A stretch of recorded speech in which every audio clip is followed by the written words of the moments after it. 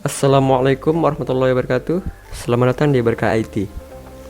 Kali ini saya akan menjelaskan bagaimana cara membuat project baru di Visual Studio dan menjelaskan secara singkat menu-menu di Visual Studio.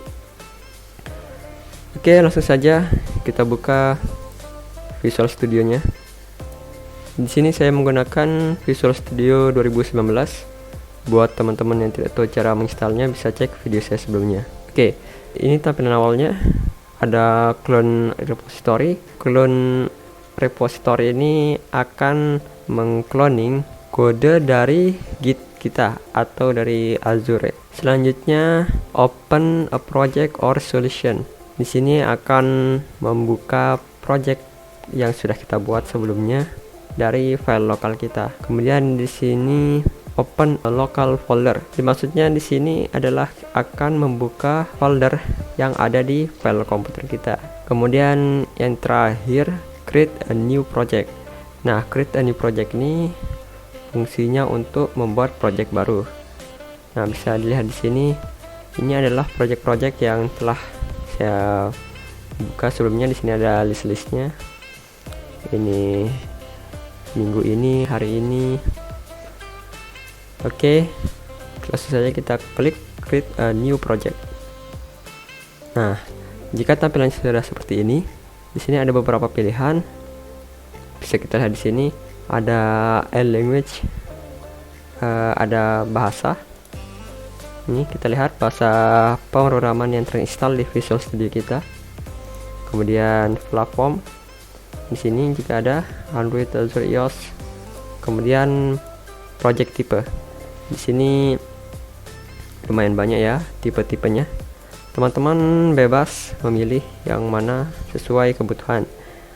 Sekarang saya akan mencontohkan cara membuat Windows Form ya. Kita akan menggunakan bahasa pemrograman C#. Kemudian platformnya kita akan pilih Windows. Kemudian project tipenya desktop. Oke, otomatis akan tersortir ya. Kemudian kita cari Windows Form.net. Nah, seperti ini.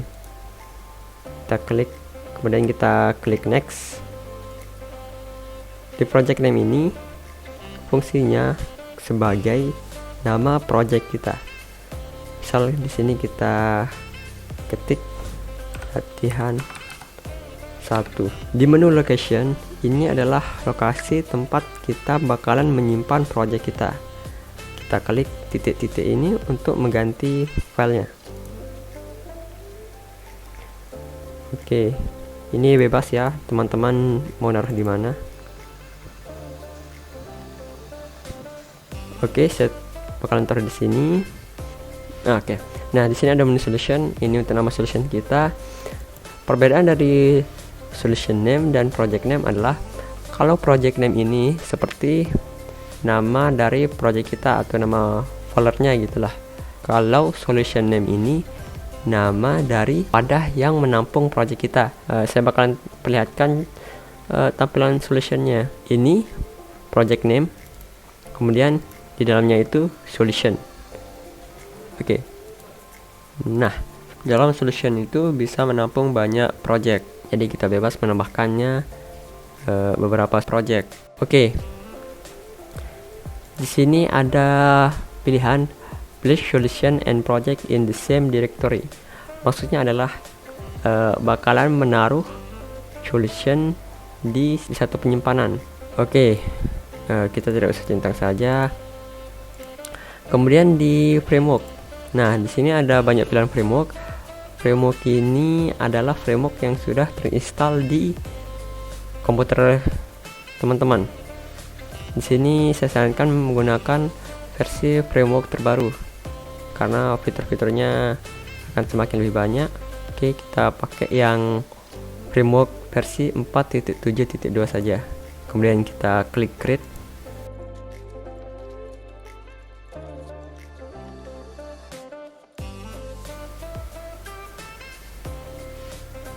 Tampilan awal Visual Studio kalau kita sudah membuat project seperti ini. Oke, saya akan menjelaskan satu-satu ya. Yang pertama, ini adalah tampilan dari Windows Form-nya. Kalau kita run project kita bakalan tampil seperti ini. Saya contohkan ya.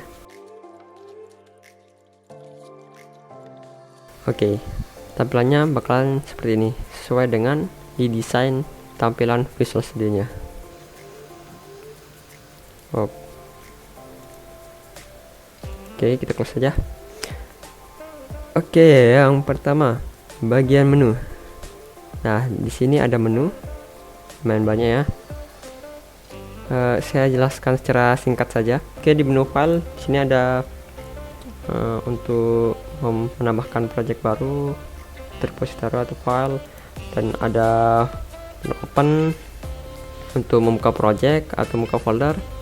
Clone repository ini untuk mengclone dari Git. Kemudian start window ini untuk menampilkan halaman awal.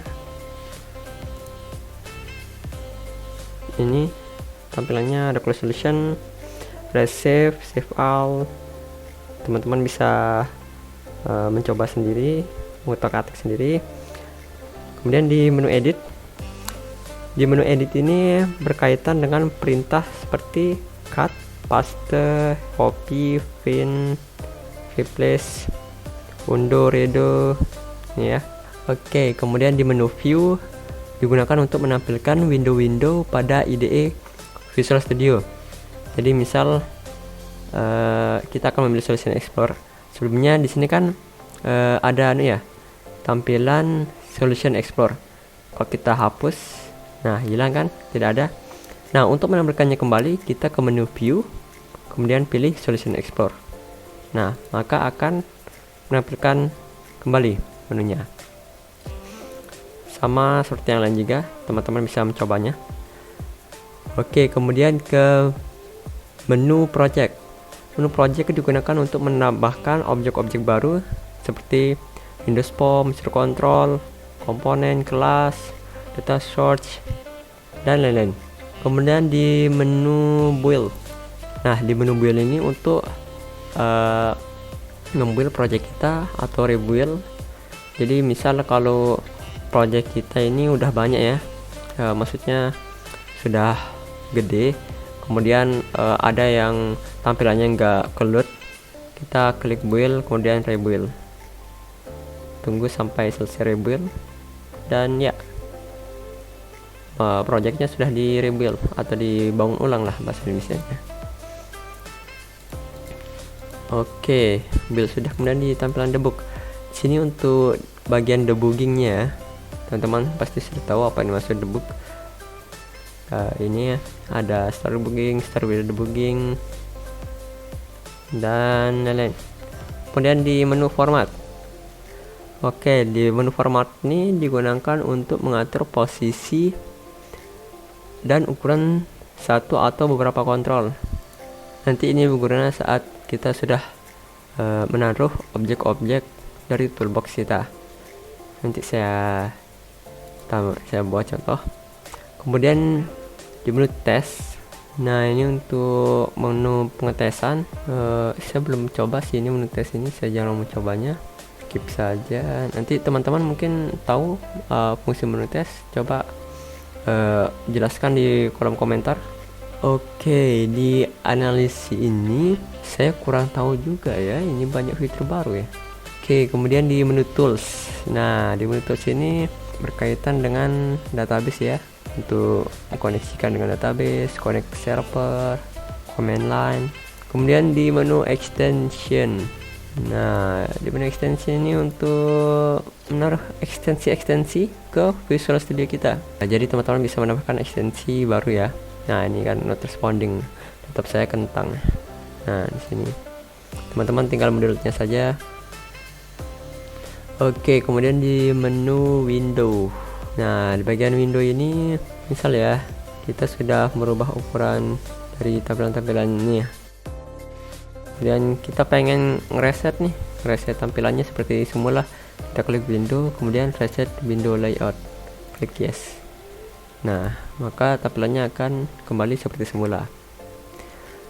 Kemudian di bagian help, ini untuk pusat bantuan, teman-teman bisa cek sendiri. Mungkin teman-teman ada yang nggak seret dengan warna temanya yang dark, teman-teman bisa mengganti temanya ke menu tools, kemudian option. Nah, di general ini color theme-nya teman-teman bisa ganti. Misal saya ganti menjadi light, klik OK, dan ya sudah berubah. Tapi karena saya lebih suka yang tema dark, jadi saya pakai yang dark saja. Ini tergantung dari selera masing-masing sih. Oke, sekarang ke bagian toolbar. Nah, mana sih bagian toolbar itu? Yang ini ya, bagian toolbarnya. Menu toolbar, intinya sih toolbar itu adalah shortcut dari menu-menu yang di sini ya. Kemudian di bagian server explore. Nah, fungsi bagian server explore ini untuk menambahkan atau menghubungkan server dan database ke project kita. Teman-teman bisa cek di sebelumnya cara menghubungkan SQL Server ke Visual Studio. Bagi teman-teman yang ingin mengetahuinya, bisa cek pin yang di atas. Oke, lanjut ke menu toolbox ini adalah kontrol untuk mendesain UI atau user interface yang akan kita letakkan ke form. Misal ya, kita ingin meletakkan button, kita bisa cari di sini button, kemudian geret, taruh di formnya, atau teman-teman bisa search di sini button. Nah, sama saja, cuman untuk memudahkan kita pakai mode search. Oke, toolbox sudah. Kemudian selanjutnya data source.